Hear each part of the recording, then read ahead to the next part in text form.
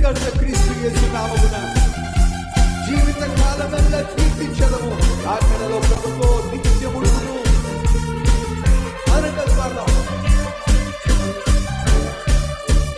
సృష్టికర్త క్రీస్తు యేసు నామమున జీవిత కాలమెల్లా కీర్తించదము. సృష్టికర్త క్రీస్తు యేసు నామమున జీవిత కాలమెల్లా కీర్తించదము. అందరిలో ప్రభుతో నిత్యముడును, అందరిలో ప్రభుతో నిత్యముడును. స్తుతించెదము, స్తుతించెదము, పొగడెదము. ఆయనే నా సంగీతము, బలమైన జీవాధిపతియు ఆయనే. జీవిత కాలమందు స్తుతించెదను. జీవాధిపతియు ఆయనే. జీవిత కాలమందు స్తుతించెదను. ఆయనే నా సంగీతము, బలమైన కోటయుడు. జీవాధిపతియు ఆయనే. జీవిత కాలమందు స్తుతించెదను. జీవిత కాలమందు స్తుతించెదను. జీవాధిపతియు ఆయనే. జీవిత కాలమందు స్తుతించెదను. జీవాధిపతియు ఆయనే. జీవిత కాలమెల్లా స్తుతించెదను. ఆయనే నా సంగీతము.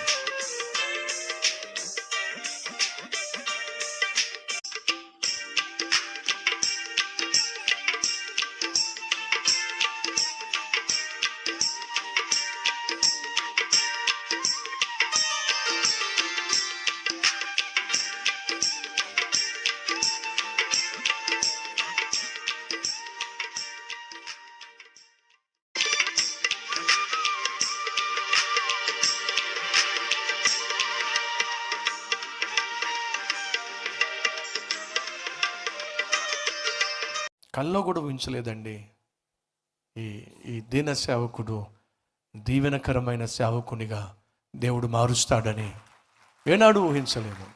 ఎస్, సో నేను ప్రకటిస్తున్న దేవుణ్ణి నమ్ముతున్న సహోదరి సహోదరులు, మీకు శుభవార్త. ఏమిటి ఆ శుభవార్త అంటే, నా దేవుడు మీ ఆశను ఏదో ఒక రోజు మీరు ఆశించిన దానికంటే, అడిగిన దానికంటే అత్యధికముగా తీర్చడానికి ఆయన నిర్ణయము తీసుకున్నాడు. ఈరోజు రాసి పెట్టుకోండి. దైవజనులు సతీష్ కుమార్ గారు నా జీవితంలో అడిగిన వారికంటే అత్యధికంగా దేవుడు చేస్తాడని ఈరోజు వాక్యం చెప్పారు. రాసి పెట్టుకోండి. ఒకరోజు మీరు నా వలే సాక్ష్యం ఇస్తారు, ఖచ్చితంగా సాక్ష్యం ఇస్తారు. కల్వరి టెంపుల్ మందిరం స్టార్ట్ చేసినప్పుడు అనుష గ్రానైట్స్ పైన ఆ చిన్న హాల్లో అందరం కూడుకొని దేవుని ఆరాధిస్తూ ఉండేవాళ్ళం. అలా ఆరాధించే తొలి రోజులు అవి.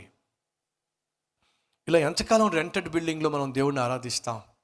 మనకంటూ ఒక స్థలం ఉంటే బాగుంటుంది కదా అని చెప్పి, మీరు నమ్మండి ఫ్రెండ్స్, ఎక్కడైనా ఒక చిన్న స్థలం కనిపిస్తే దాన్ని చూసి, ప్రభా కనీసం ఈ 200 గజాలన్నా ఇస్తే బాగుంటుంది కదా ప్రభా, నాకు 800 గజాలు, హలో 200 గజాలన్నా ఇచ్చినా బాగుంటుంది కదా. ఆ తర్వాత కష్టపడి ఇదే హైదరాబాదులో 250 గజాలు కొన్నానండి. ఎన్ని గజాలు? దేనికోసం? ఇంత పెద్ద మందిరం కట్టడానికి నేను కొన్న స్థలం ఎంతో తెలుసా మీకు? 250 గజాలు. నా ఆలోచన అది, నా తలంపది, నా విశ్వాసం అది.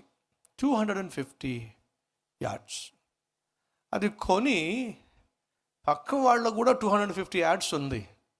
ప్రార్థన చేసేవాడిని, ప్రభా ఈ పక్క వాళ్ళు అమ్మితే బాగుంటుందయ్యా, ఈ పక్క వాళ్ళు అమ్మితే బాగుంటుందయ్యా, ఓ చిన్న మందిరం కట్టుకుంటాను నాయన, ఓ చిన్న మందిరం కట్టుకుంటానయ్యా. 500 గజాలంటే ఇదిగో ఇక్కడి నుంచి ఇది చూసారా, ఇది. అప్పుడు నాకున్న ఆశ, నాకున్న ఆలోచన ఏమిటంటే, ఇంతే సంఘం, అంతే ఉంది ఇక్కడ. కానీ దేవుని మదిలో మాత్రం ఇంత ఉంది. ఇప్పుడు చెప్తున్నా ఏమని, నేను అనుకున్న దానికంటే, నేను ఆశించిన దానికంటే, నేను అడిగిన దానికంటే దేవుడు అత్యధికముగా అనుగ్రహించుటకు అడుగుతున్నా. చాలినవాడా కాదా? గట్టి చెప్పండి. అలాంటి దేవుణ్ణి మనం సేవిస్తున్నామండి. ఎంత గొప్ప ధన్యులము, ఎంత గొప్ప భాగ్యులము. ఈరోజు మన మధ్య ఎవరైనా సేవకులు ఈ వాక్యం వింటున్నారా? ప్రభు, ఒక 200 గజాలు చాలు ప్రభు, ఒక 500 గజాలు చాలు ప్రభు, ఒక 1000 గజాలు చాలు ప్రభు అని అనేవాళ్ళు ఎవరైనా ఉన్నారా? దయచేసి వినండి. నేను 250 గజాలు కొనుక్కొని సంఘం పెట్టుకోవాలనుకున్నాను. ఇంకొక 250 గజాలు కొనుక్కొని 500 గజాల్లో సంఘం కట్టుకుంటే చాలు అనుకున్నాను. అదే నా సేవ అనుకున్నాను. సేవక, వింటున్నావా?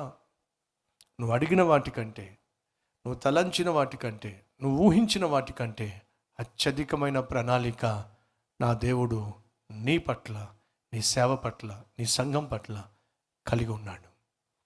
ఈరోజు నీకు స్థలం లేకపోవచ్చు. ఒకప్పుడు నాకు లేక మన కల్వరి టెంపుల్కి స్థలం లేదు. కానీ ఈరోజు విశాలమైనటువంటి మందిర స్థలాన్ని హైదరాబాద్ నడిబొడ్డులో నేను ప్రకటిస్తున్న నా ప్రభు అయిన యేసుక్రీస్తు అనుగ్రహించాడు.